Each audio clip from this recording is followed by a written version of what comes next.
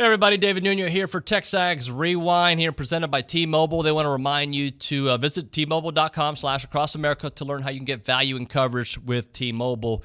And they were robbed. All right, I haven't said it on this show yet. I haven't been on Rewind since, I guess, Friday? But they were robbed, all right? But they're now moving on to the NIT. So that's all right. Let's break it all down. Let's win the darn NIT as well. Today on the show, we talked about a lot of stuff involving A&M basketball, but we also did some football. The Go Hour college football playoff chances, I should say. There's an article out there about A&M and other schools, how they can really help their chances because of the recruiting class that they put together. No duh, buddy. We talked about that. Billy talked to us about this A&M basketball team, what's ahead if they can keep this nucleus together. Logan Lee on the Ags, missing the dance. Love when Logan talks about things and also the benefit of making the NIT. And then we had legendary coach Pat Henry, track and field starting outdoors this weekend. We had him on the show. It's TexAgs Rewind. So, OB,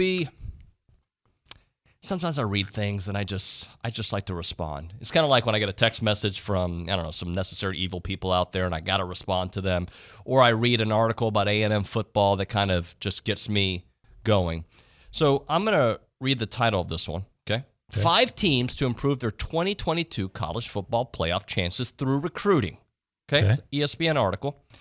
I'm going to read you the teams that are on this list. And then I'm going to go to the A&M portion of it. And that's where I had some issues with it. Clemson, one of the teams. Okay, well, they can benefit from that every year. Texas A&M. Mm-hmm. Okay, yeah, gig them. Ohio State. Okay. Can't every team benefit from recruiting? Well, yeah. The Texas Longhorns. Okay. And the Baylor Bears. Okay, a lot of Texas teams. But let's go to the A&M part of this article. And the part that caught my attention was this isn't a team that was 10-2 the past couple of years. In fact, this team hasn't won double-digit games since 2012. This begs the question, how close is Texas A&M really to Alabama, Georgia, Ohio State, and Clemson? And can this class close the gap quickly? So a couple of fact-check points I'd like to make here. They're pretty close to Alabama since they beat Alabama. Okay, yeah. And that was with Zach Calzada at quarterback. Okay. Mm-hmm. They've played Clemson super tight. The couple times they played them during Jimbo's era. They haven't beat them, but I think that they've closed the gap there.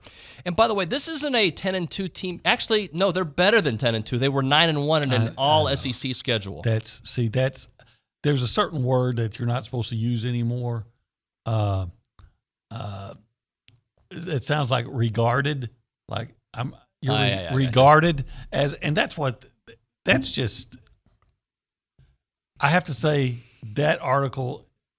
I regard that article as ridiculous because, but you know what? It's just writing the right. We talked about it last week when I was on the interview with some guy in Alabama, and they said, "Well, A&M hadn't won 10 games," and I said they were 9-1.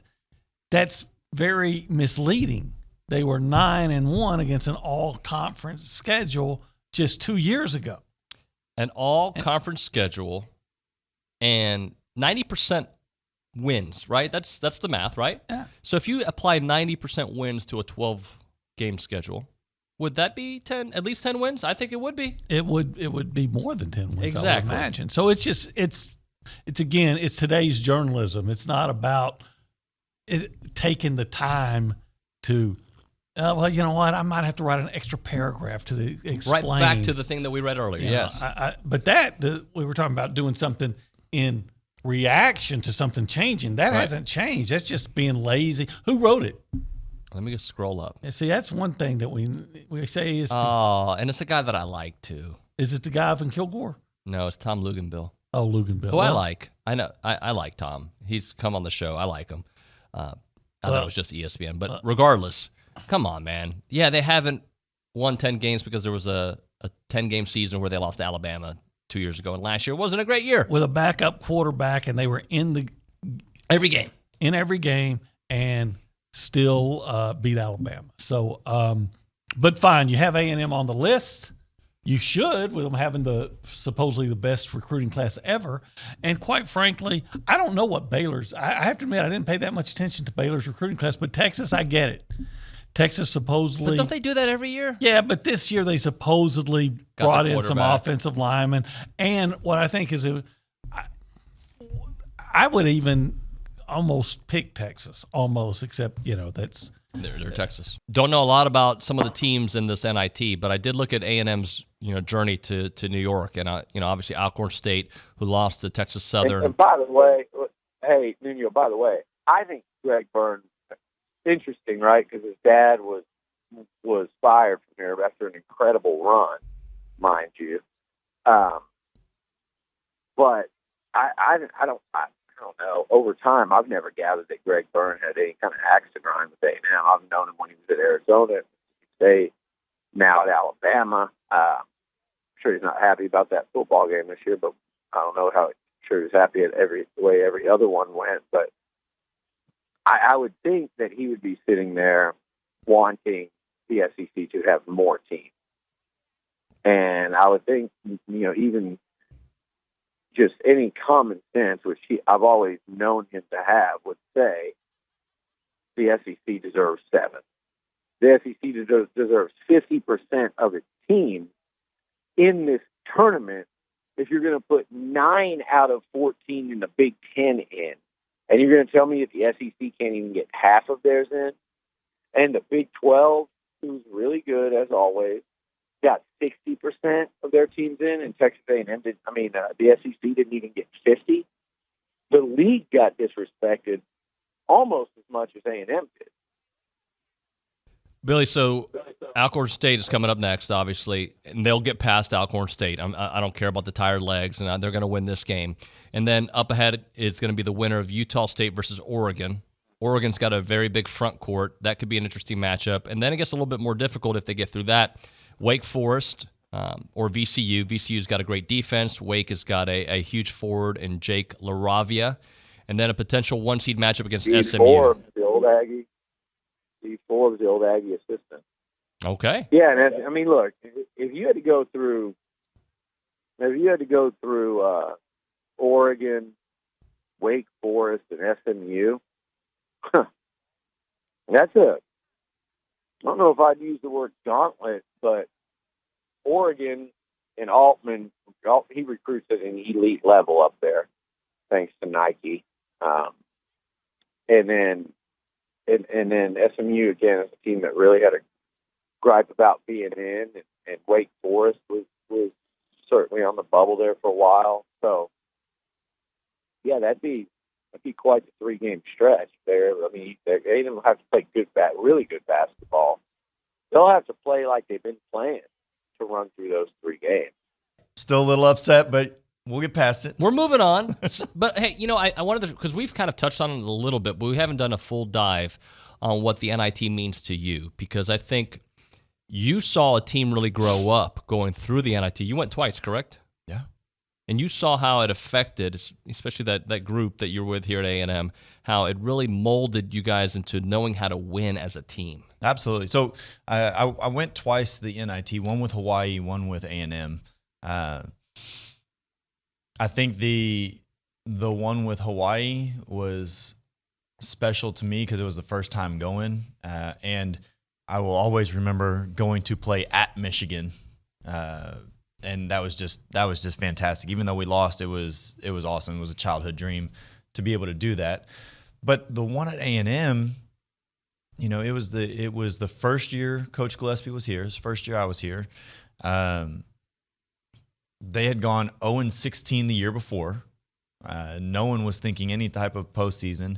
And there was just so much excitement, so much hype, so much enthusiasm.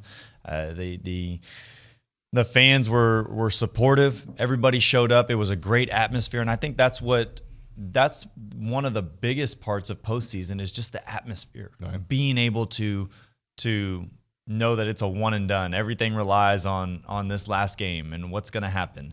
And it was a great stepping stone. They had gone 0-16 in conference the year before in the Big 12, and then we went 8-8 that year. And no one really expected anything out of us. Right. And I think that's how that's similar to what this year started out as. There were some expectations of postseason.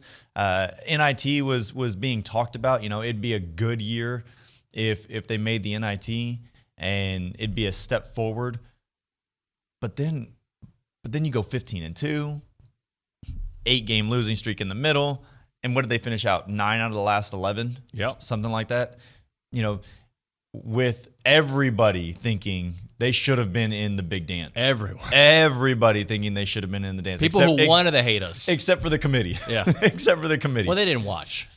Absolutely. And they don't have access to the internet. But this is a great stepping stone for this program. And I don't think the players have anything to be ashamed of going to the NIT. This is a tremendous step. And, you know, if they can win 3 games and go to Madison Square Garden and finish this thing out strong, even better. Even better, because you don't want to lose to Alcorn State.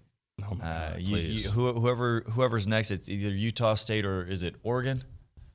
I have it right here. It is somewhere Oregon, Utah State, and then you get either Wake Forest or VCU more than likely. I want to see a Wake Forest Texas A&M matchup Because of the bowl game? Because Buzz was my assistant coach. Steve Forbes was my assistant coach. He's the head coach at Wake Forest. Antanas Kavaliauskas is on staff at Wake Forest. I want to see them go head to head and see what happens, because that would be a fun matchup. Yeah.